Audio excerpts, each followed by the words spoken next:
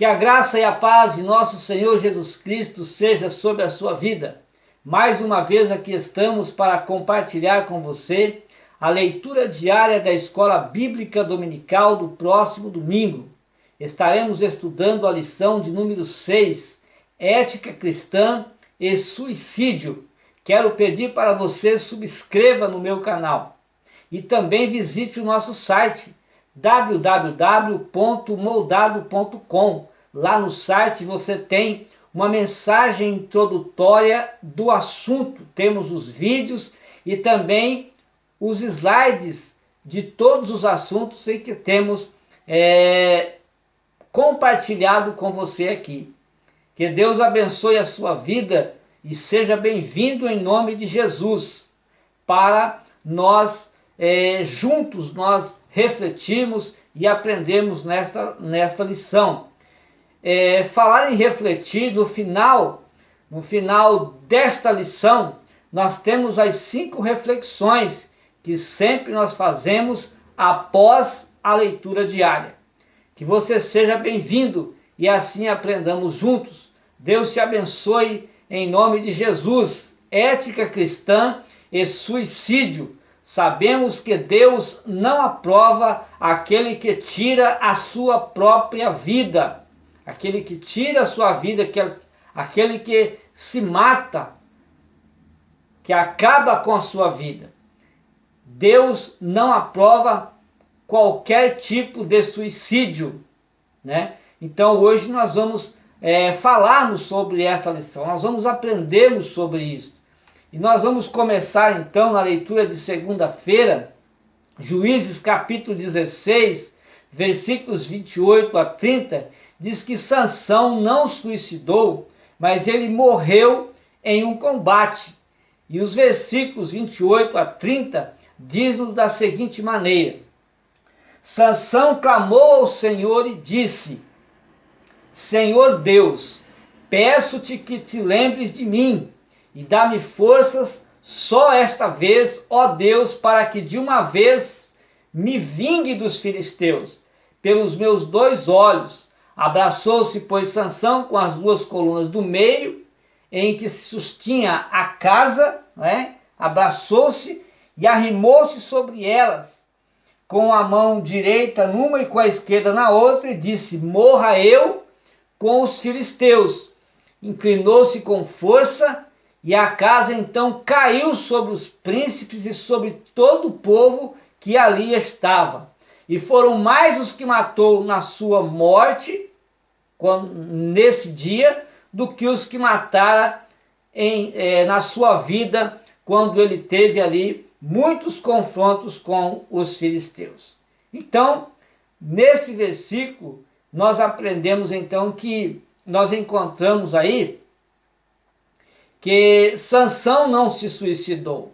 Nós encontramos Sansão na lista de Hebreus 11, onde fala ali dos heróis da fé. Então um homem que pela fé ele livrou Israel dos seus inimigos. Era a missão de Sansão livrar Israel dos filisteus. Era a missão dele. E ele matou mais na sua morte do que nos confrontos que ele teve com os filisteus. Não encontramos nenhuma evidência de suicídio ou de eutanásia aqui neste texto da Bíblia Sagrada.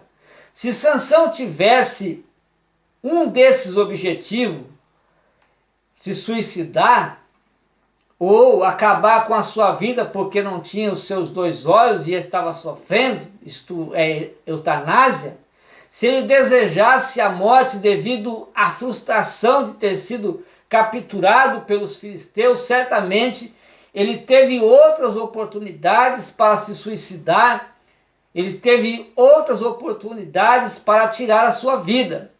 Se Sansão desejasse acabar com o seu sofrimento devido à cegueira e às dores da multidão, também poderia ter feito isso, alguma coisa antes dessa ocasião, antes desse encontro quase todos os filisteus que estavam ali reunidos para ver Sansão ali sofrer, para ver Sansão brincar, para ver o fim de Sansão. Além disso, a força de Sansão para aquela destruição que aconteceu, essa força não veio de Sansão, essa força veio de Deus. Dessa forma, aceitar o ato de Sansão como suicídio significaria dizer que o próprio Deus concedeu forças sobrenaturais para Sansão cometer o suicídio. E nós sabemos que Deus não teria feito isso, que não pode ser concebido diante da natureza divina. Deus não faria isso.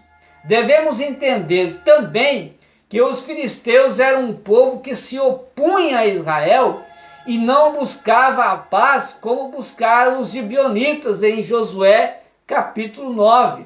Sansão estava lidando com inimigos que eram irreconciliáveis. Sabia que um confronto poderia causar-lhe a morte e que essa morte fosse devido à queda do edifício, quer ocorresse após a queda do edifício por meio da retaliação de algum filisteu. Então, Sansão não se suicidou, mas sim ele combateu contra os filisteus e matou mais filisteus no dia da sua morte do que em confrontos que ele teve em sua vida guerreando junto com os filisteus. Mateus capítulo 27, versículos 4 e 5, a leitura de terça-feira, nós temos um outro fato interessante sobre suicídio, que é o suicídio de Judas. Judas Iscariotes, tomado de remorsos, dá fim à própria vida, porque Judas não se arrependeu. Judas, ele ficou com remorso. Não podemos julgar a quem quer que seja, de forma nenhuma. As evidências indicam que Judas não se arrependeu. Se ele tivesse se arrependido, ele teria ido até Jesus e pedido perdão, até porque ele sabia que Jesus veio para perdoar, veio para salvar. Ele apenas ficou entristecido pelos resultados das suas escolhas. Ele ficou com remorso pelas consequências e pelo ato em si de trair a Cristo. Judas resistiu muito aos apelos do Espírito Santo. Julgava-se ele mais sábio do que Jesus. Sua atitude ao vender a Jesus foi forçá-lo a declarar-se rei da nação. Judas era ambicioso e tensionava ter poder, ter glória no reino de Cristo. Então, ele queria ser o rei, porque Jesus, certa ocasião, quando Cristo começou a anunciar o reino dele, Jesus disse que o reino dele não era deste mundo. Então Judas, ele se aborreceu com isso, porque achava ele que Jesus, ou queria que Jesus viesse reinar, literalmente, reinar materialmente a nação de Israel. Mas Jesus sempre dizia que ele era rei, mas não era rei deste mundo. O reino dele não era neste mundo. Então, pela traição, esperava forçar-lhe a libertar-se dos sonhos odiosos também dos romanos. Ele queria ser liberto dos romanos. A traição esperava forçar a libertar-se dos odiosos romanos. Como sabemos, as coisas aconteceram ao contrário do que Judas esperava. E isso contrariou ele. Ele ficou amargurado e por isso, então, Judas foi se enforcar. Remorso não poderá nos salvar. Ou seja, remorso não salva ninguém. O que salva é a pessoa arrepender-se dos seus pecados. O arrependimento sincero parte de um coração que reconhece a sabedoria de Deus e a pecaminosidade humana, ou seja, ele reconhece que Deus é um Deus sábio, ele reconhece que Deus enviou Jesus Cristo para morrer pelos pecados do mundo, e ele reconhece também que ele é um homem pecador e ele precisa do perdão de Deus na sua vida. Ele precisa se arrepender dos seus pecados. Então, o arrependimento sincero parte de um coração que reconhece a sabedoria de Deus e a pecaminosidade humana. Então ele se entrega sem reservas para Deus, em gratidão pelo perdão que ele recebeu, em gratidão também pela sua salvação, e assim para a obediência e para o serviço de Deus. A quarta-feira nós temos o Salmo 100 e o versículo de número 3. Foi Deus quem deu a vida, e, portanto, a vida pertence a Deus, pertence a Ele. A vida não pertence ao homem, a vida pertence a Deus. É por isso que o homem não deve tirar a sua vida, não deve se suicidar. Quando ele tira a sua vida, quando ele procura se suicidar, tirar a sua própria vida, tirar a sua vida, ele não está tirando a sua vida, ele está desagradando a Deus, porque a vida não é dele, a vida é uma dádiva de Deus. Deus deu vida para o homem. Um bem precioso que o homem tem é a sua vida. É por isso que o homem luta e luta sempre para ter vida. Ninguém quer morrer, todos querem continuar vivendo e todos lutam por ter vida, porque a vida é boa. Mesmo com sofrimento, com aflições, com dificuldades, com problemas, ninguém quer morrer, todos querem viver. Mas há muitos que procuram tirar a sua própria vida. Deus, ele é fonte de toda a vida, e sem Deus não temos vida, sem Deus nós estaríamos mortos. Por causa do pecado, foi que nossa vida aqui na terra, ela ficou limitada. Um dia todos vão morrer. Por mais saúde que o homem tenha, por mais condições de vida que ele possa ter para continuar vivendo, um dia ele vai morrer. E Jesus então veio para quê? Jesus veio para nos libertar do poder da morte. Jesus veio nos dar vida, e vida com abundância. Ele ofereceu então a vida eterna a todo aquele que crê nele. Todos os que creem em Jesus então continuarão vivendo agora a vida eterna, uma vida com Deus. Então aqui na terra a vida ela é muito curta, 60, 70 anos, e os que passam dessa idade é só canseira e enfado. Mas tendo Jesus na sua vida, terá a vida eterna. Morrendo aqui, ele continuará vivendo para Deus. A Bíblia também nos dá muitos conselhos práticos para nós viver as nossas vidas da melhor maneira possível, ou seja, aproveitar a vida da melhor maneira possível. Quer aproveitar a sua vida da melhor maneira possível? Quer viver a vida como a vida é? A Bíblia tem vários conselhos para isso. A vida nova em Jesus se caracteriza pelo amor, se caracteriza pela bondade e se caracteriza pelo perdão. Deus deu vida ao homem e nos deu Jesus para garantir vida eterna com ele. Então todos aqueles que recebem Jesus Cristo na sua vida, recebem uma nova vida. Isso pela bondade de Deus e através do perdão de Deus através de Jesus Cristo. Deus deu vida ao homem, Deus deu essa vida eterna para o homem através de Jesus. Então Jesus, ele é a garantia para a nossa salvação, quando na cruz do Calvário ele morreu pelos nossos pecados. Mas quando Jesus ressuscitou dentre os mortos, ele garantiu para todos os homens que recebem a ele como Salvador da sua alma, ele garantiu vida eterna. Então, quer ter vida eterna, permaneça servindo a Jesus.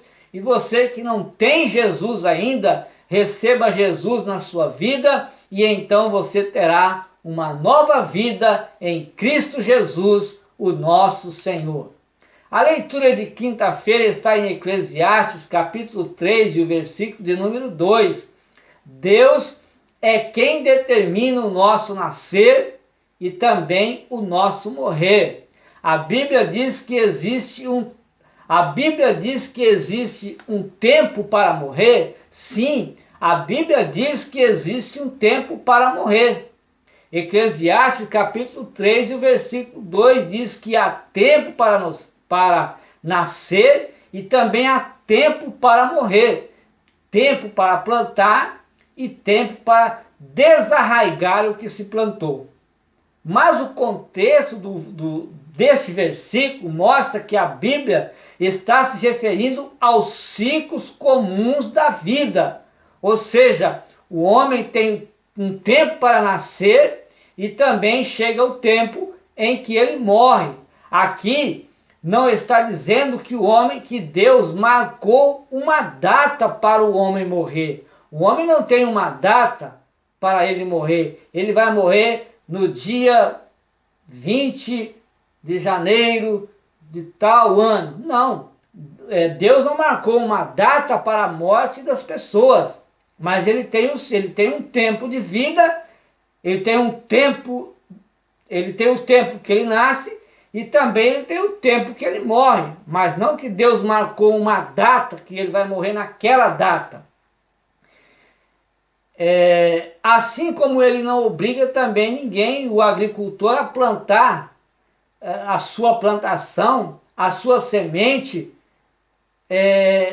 em tal época.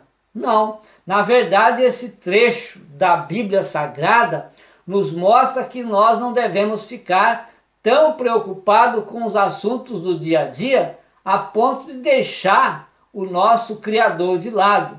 Então, há muitas pessoas que se preocupam muito com o seu dia a dia, se preocupam muito com os seus problemas, com as suas dificuldades e se esquecem que Deus, ele abençoa todos aqueles que o obedecem, todos aqueles que procuram os seus conselhos, todos aqueles que estão aos seus pés buscando a sua proteção e a solução para os seus problemas. Então, é possível ter uma vida longa? Então, quer ter uma vida longa? Abrace Jesus. Quer ter uma vida longa? Esteja na presença de Deus. Porque mesmo que a sua vida seja curta aqui na terra, permanecerá eternamente no céu. Então, apesar das incertezas que nós temos na vida, é possível nós termos uma vida mais longa, se nós tomarmos boas decisões. Moisés disse aos israelitas que se eles obedecessem a Deus, poderiam viver muito tempo. Deuteronômio capítulo 6, versículo 2. Por outro lado, se nós não formos cuidadosos com as nossas vidas, se nós não nos cuidarmos, poderemos encurtar a nossa vida por causa de ações tolas, por causa de ações erradas que nós tomamos. Por exemplo, há muitas pessoas que morrem acidentadas, acidentes de carro, porque estavam além da velocidade, correndo demais, e aí pode causar a morte, avançando os sinais, não usando as regras que determina aquela pessoa para que essa pessoa então não sofra um acidente e não venha a morrer. Mas as pessoas preferem desobedecer às leis e aí eles acabam encurtando a sua vida. Outros procuram desobedecer a Deus, procurando viver uma vida de prostituição. Outros preferem viver uma vida nas drogas e aí acaba encurtando a sua vida. Isso são más decisões que o homem toma na sua vida. Mas se ele tomar boas escolhas, ele vai prolongar com certeza a sua vida.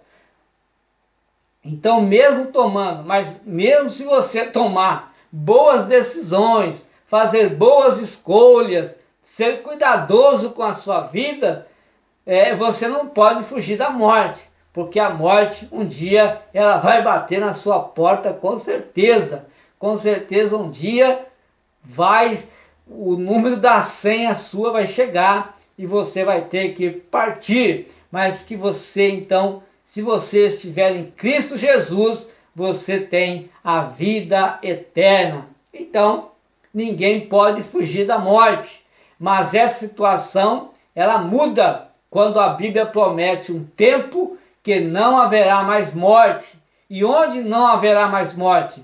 Quando nós estivermos no céu, quando nós estivermos com Deus. Então lá a Bíblia nos diz em Apocalipse 21:4 que não haverá mais morte.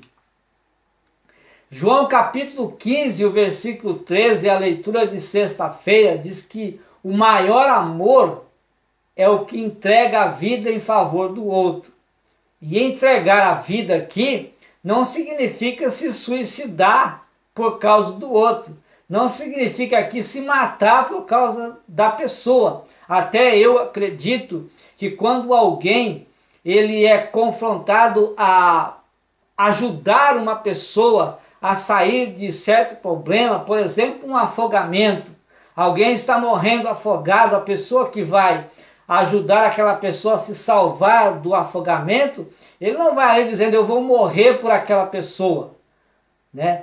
Ele não vai pular na água e dizer eu vou morrer por aquela pessoa, ou eu vou entrar naquele fogo, eu vou morrer, mas aquela pessoa vai ser salva. Não, ele entra para salvar a pessoa e ele também continuar vivo. Agora, se ele morrer, não significa que ele se suicidou. Assim penso eu. Não sei como você pensa. Então, como posso ajudar o próximo? Quando eu ajudo o meu próximo, eu entrego minha vida em favor que ele se recupere do momento difícil que ele está vivendo. Então, entregar a sua vida não é só esses assuntos exagerados que acontecem de alguém salvar a vida do outro, ou de um afogamento, ou de um fogo, ou de qualquer uma outra coisa. Também um momento difícil que a pessoa está passando, problemas, adversidades que tem na vida, dificuldades que a pessoa enfrenta na vida, se você se colocar ao lado dessa pessoa para ajudar essa pessoa até o fim, até ele se recuperar novamente, significa que você está entregando a sua vida para ajudar, está doando o seu tempo, está doando a sua mente, está doando você para essa pessoa, para tirar essa pessoa desse problema. Nesse momento você pode pensar, mas eu não tenho condições financeiras para ajudar essa pessoa. Devemos compreender que ajudar as pessoas, nós não só ajudamos financeiramente, ou também com comida. Essas são apenas duas maneiras que o homem tem, que você tem para ajudar as pessoas. Há muitas pessoas que têm dinheiro, têm riquezas, têm bens materiais, são trilionários, bilionários, milionários, enfim, mas não tem amor, não tem Jesus, não tem vida, não tem salvação, não tem alegria. Então, e também essas pessoas, elas vivem às vezes desvalorizadas, não tem quem escute essas pessoas, não tem quem se importe com elas, não tem quem valorize elas.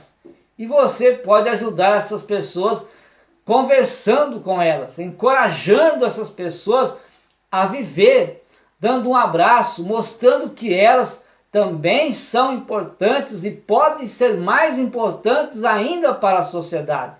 Nós fomos escolhidos não apenas para viver uns anos aqui nesta terra e depois tudo acabou, vamos para o céu e pronto. Não, nós fomos escolhidos para ajudarmos a sociedade a viver uma vida na presença de Deus, a serem boas pessoas. Nós fomos escolhidos não para só dar um passeio aqui, aceitar Jesus e pronto, não. Deus nos escolheu para sermos úteis à sociedade. Temos uma missão aqui e a principal missão de todo cristão é anunciar o Evangelho, é anunciar as boas novas de salvação. Jesus disse: ide por todo mundo, pregai o Evangelho a toda criatura. Por quê? Porque o Evangelho muda a vida das pessoas, porque o Evangelho dá à pessoa uma nova vida, traz alegria, traz ânimo, traz disposição, restaura sonhos, cura feridas. O Evangelho transforma as pessoas de dentro para fora e as pessoas são mudadas, expressam alegria, expressam amor. Por quê? Porque você anunciou o Evangelho, porque você cumpriu a sua missão. Jesus entregou sua vida pelos outros. Como? Amando as pessoas, ajudando as pessoas, dando atenção para as pessoas, valorizando as pessoas, e depois ele morreu pelas pessoas, morreu pelo homem, para que o homem pudesse ter o perdão dos seus pecados, para que hoje nós pudéssemos olhar para Jesus e dizer: Jesus, me perdoa, porque eu quero morar no céu com o Senhor.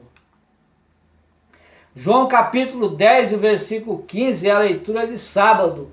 Cristo entregou sua vida pelas suas ovelhas. Foi isso que Jesus fez. Ele entregou sua vida por nós. A morte de Jesus foi um ato terrível, mas ela trouxe salvação para todos os homens.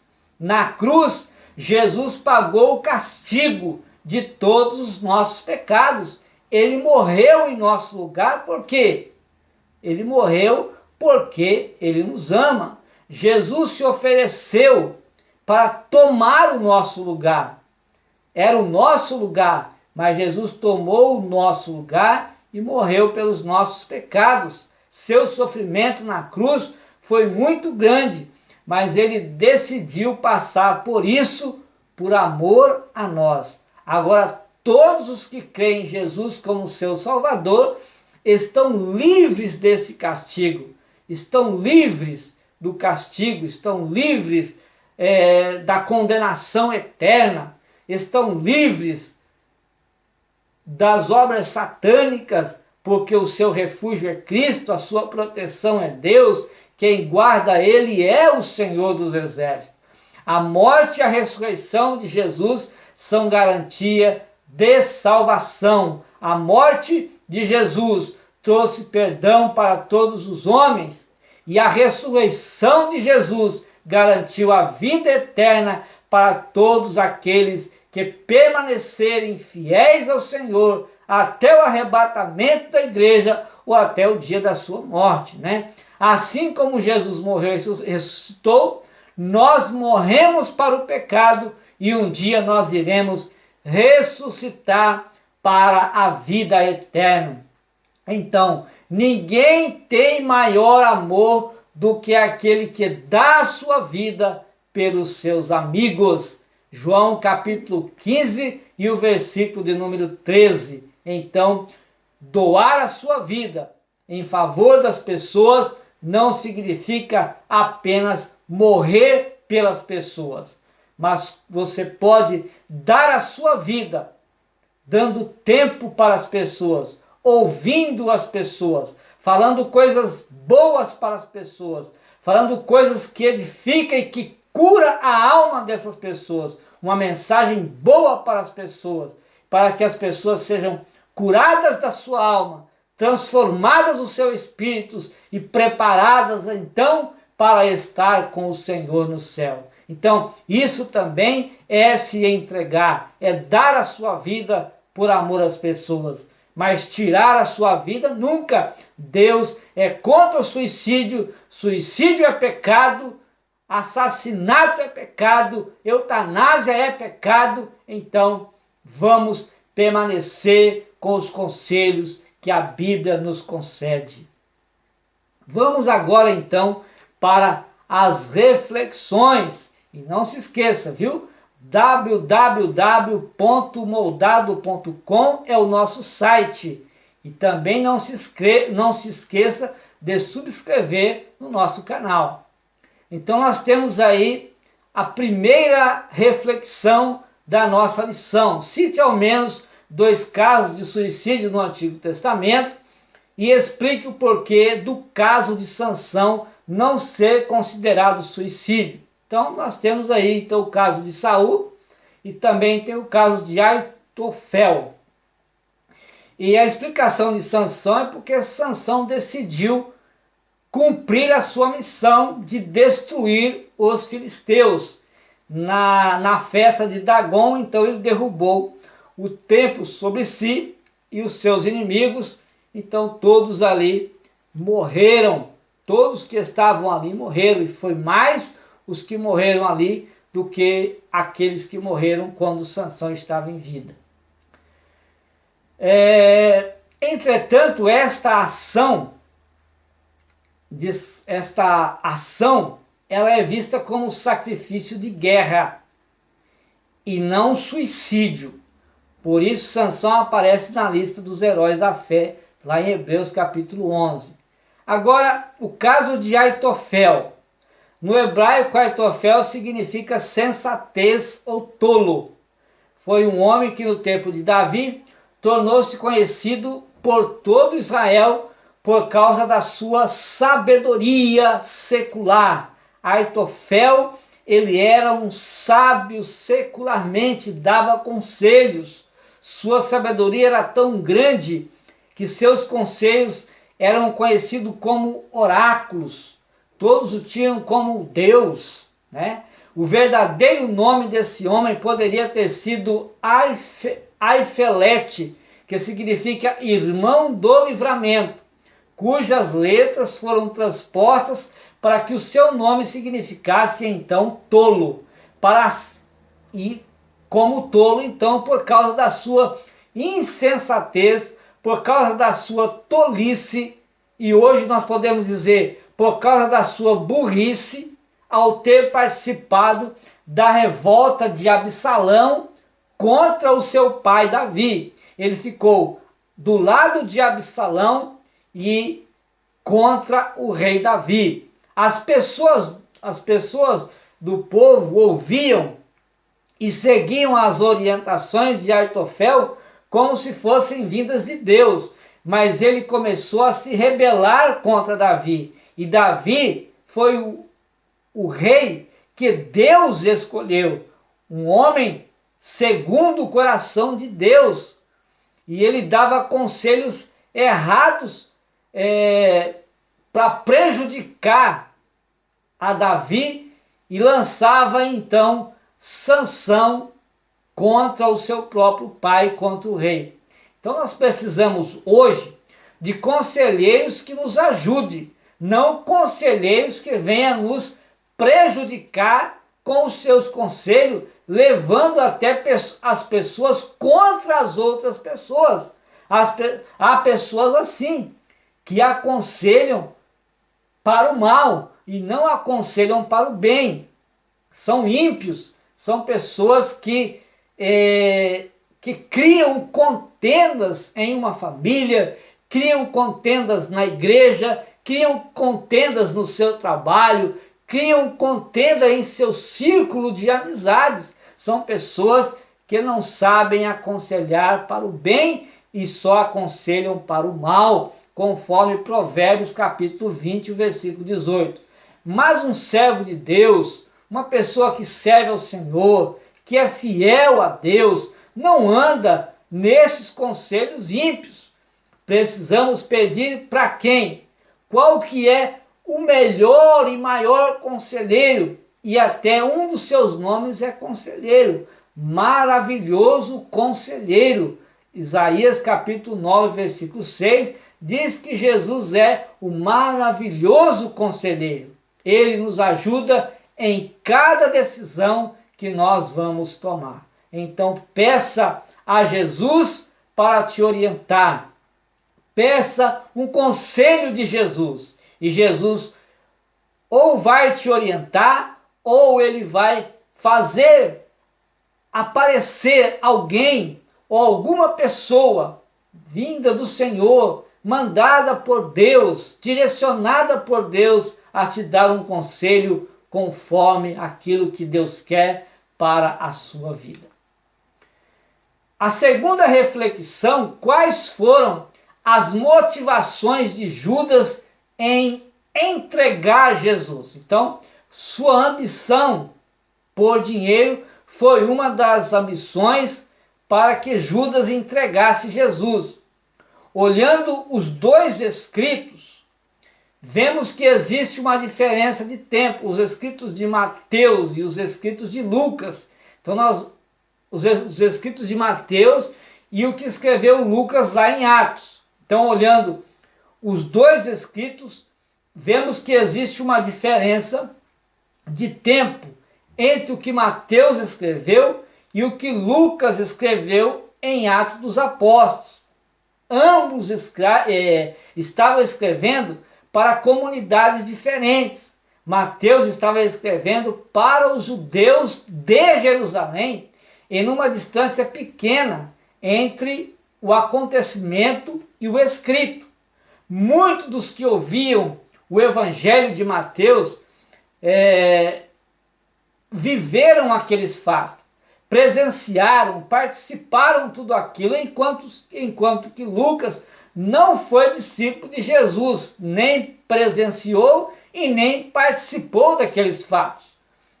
Pode assim se entender, pode se entender assim, que Mateus trata do modo da tentativa de suicídio. E Atos dos Apóstolos, por sua vez, descreve o resultado da tentativa do suicídio de Judas. Lucas simplesmente narra o acontecimento depois do fato acontecido, o suicídio. Pelo visto, Judas atou Judas. Então, se nós pegarmos o que escreveu Mateus e o que escreveu Lucas, concluímos o quê? Judas atou uma corda ao galho de uma árvore e tentou se enforcar por pular de um penhasco. E é uma explicação razoável e até compreensível. A Acéldama localiza num penhasco rochoso perto de Jerusalém, ao lado da Geena, onde se levava toda a imundícia da cidade e da limpeza dos animais para o sacrifício era jogado ali na Geena, e ali era fogo constantemente.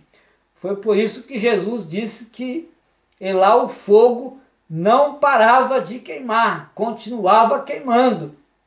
Parece que a corda ou o galho da árvore se rompeu, ou a corda se quebrou, ou o galho da árvore foi que se rompeu. Isso trazendo os dois escritos, de modo que ele despencou de cabeça para baixo e se rebentou nas rochas lá embaixo.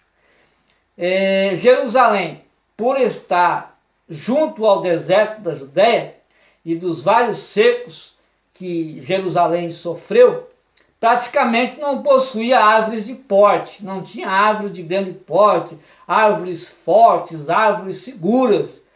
E a árvore escolhida por Judas não aguentou e quebrou, ou a corda se rebentou, como nós falamos atrás aí. Então, a topografia em volta de Jerusalém torna esta conclusão razoável. Isso é só uma explicação, detalhes do que nós podemos que podemos nós pesquisar e estudar. É claro que muitos outros autores têm outras explicações, têm outros ensinos quanto ao que aconteceu no suicídio de Judas. Na terceira reflexão, mencione os 3 tipos de suicídio e classifique esse suicídio oficialmente. Então nós temos o suicídio convencional, tem o pessoal e tem o sacrificial. Convencional ocorre como o resultado da tradição e da força da união grupal ou pública que faz com aquela pessoa ou aquela pessoa tem que se suicidar. Um exemplo bem conhecido desse tipo de suicídio é o harakiri dos japoneses, o qual, sob certas circunstâncias, é chamado honroso quando se comete esse tipo de suicídio, tomando ares de nobreza.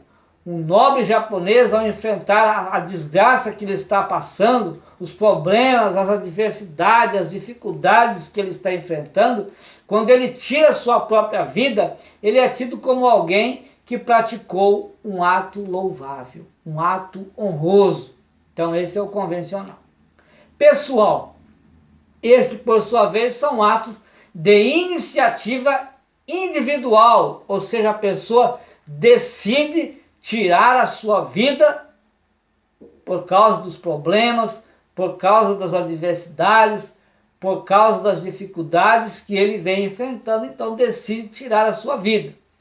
Não resultam de qualquer costume, mas usualmente são provocados por algum senso de desespero. A pessoa se desespera, se joga na frente de um carro, se joga na frente de um comboio ou de um trem, a pessoa pula de um edifício, enfim, se mata com um tiro ou até de facadas, procura tirar a sua vida de qualquer forma. Então, além disso, atualmente e também as drogas, pessoas que tomam drogas, tomam veneno para tirar a sua vida, isso são impulsos suicidas. Então esse é o pessoal. Sacrificial tem fundamento com fundamento nas Escrituras. A ética cristã entende que a diferença para a justificação do suicídio sacrificial é que alguém perdeu sua vida a favor de outro para que este outro ser tivesse vida, deixando sua vida de modo intencional para o bem do seu próximo, por amor a alguém. Esta ação é considerada moral. É o que eu disse aqui já sobre esse tipo que eu acho que isso não é um suicídio, né? A pessoa tenta salvar, ele vai, mas ele não vai para morrer, ele vai para salvar as pessoas, salvar do afogamento, salvar do meio do fogo, salvar de qualquer uma outra coisa, e quando ele vai salvar, ele morre, a outra pessoa vive. Isso para mim não é que a pessoa se suicidou, se matou por causa daquela pessoa. Isso é o meu pensar. Agora, a ética cristã entende que essa diferença para a justificação do suicídio sacrificial é que alguém perdeu a sua vida a favor de outro, que é diferente. Perdeu é o que eu estou explicando, para que esse outro ser tivesse vida. Aí já muda quando fala para que esse outro ser tivesse vida, aí já está falando de a pessoa se matar por outro, ou deixar-se morrer pelo outro.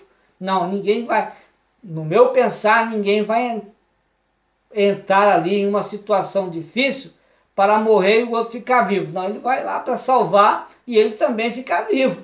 Agora, ele morrendo, aconteceu. Então, deixando sua vida de modo intencional para o bem do seu próximo, por amor a alguém. Então essa ação é considerada moral, esse é o sacrificial.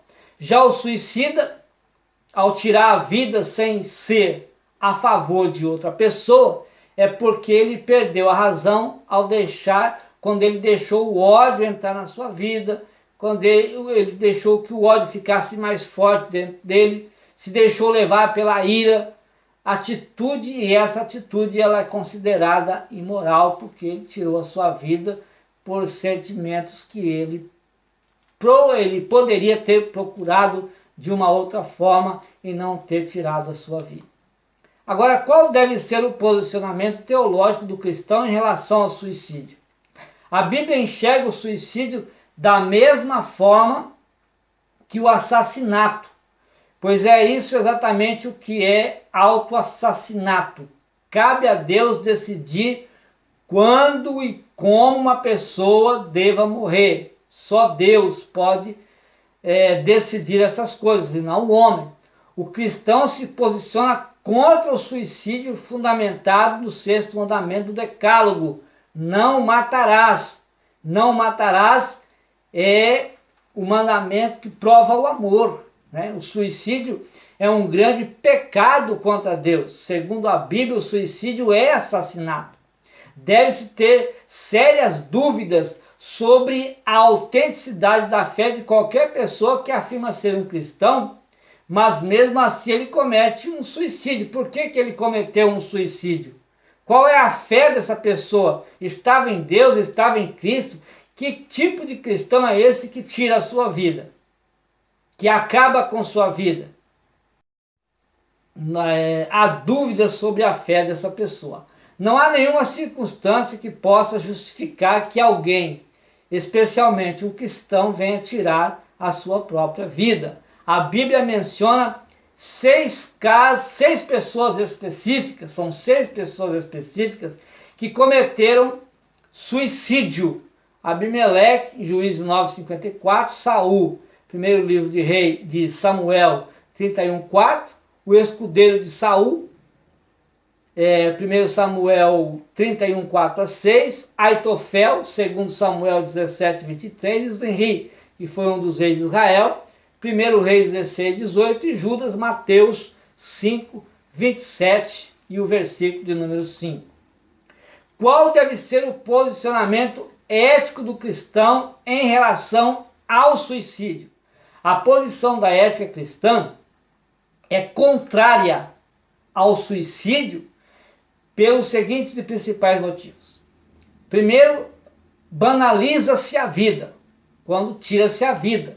Banalizar, o que é banalizar? É transformar valores caros em algo comum, sem importância. Isso é o que estão fazendo com a vida. Não estão dando importância para a vida, e sim para a violência. A violência está além da vida. Hoje o dinheiro é prioridade à vida.